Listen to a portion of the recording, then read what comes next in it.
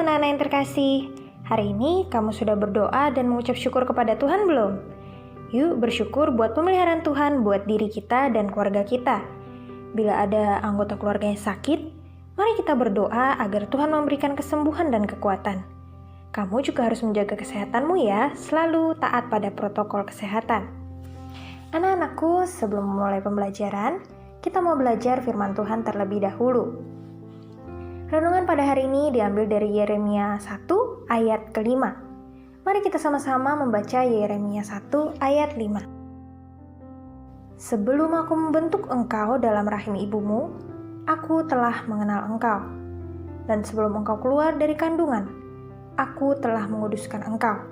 Aku telah menetapkan engkau menjadi nabi bagi bangsa-bangsa. Demikian firman Tuhan. Ada sebuah ungkapan yang mengatakan, if you fail to plan, you plan to fail. Jika kamu gagal merencanakan, kamu merencanakan kegagalan. Maksudnya bagaimana? Ungkapan ini menyatakan tentang pentingnya membuat rencana. Tuhan kita adalah Tuhan yang membuat dan memiliki rencana untuk setiap kita. Anak-anak, bacaan kita pada hari ini juga menunjukkan bahwa Tuhan sudah memiliki rencana untuk Yeremia jauh sebelum ia lahir.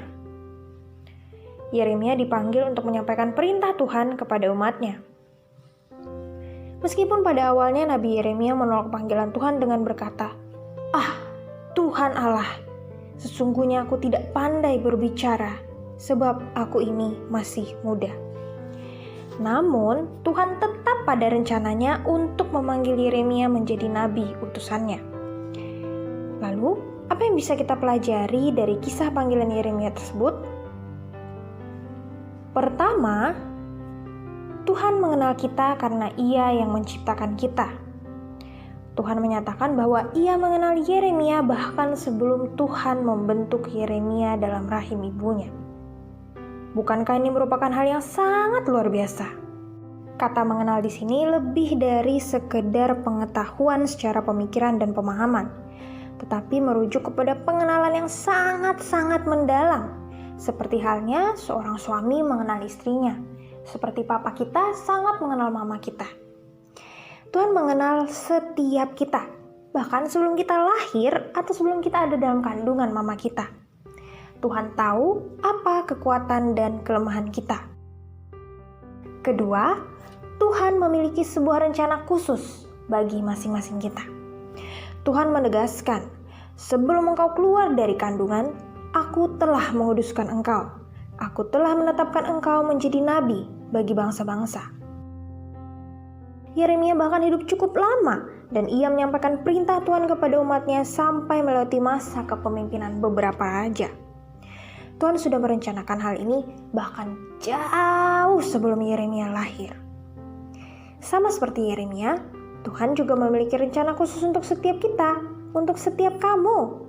Mungkin kelak ada di antara kamu yang dipanggil menjadi seorang guru, pendeta, misionaris, dokter, pengusaha, polisi, pilot, dan lain sebagainya.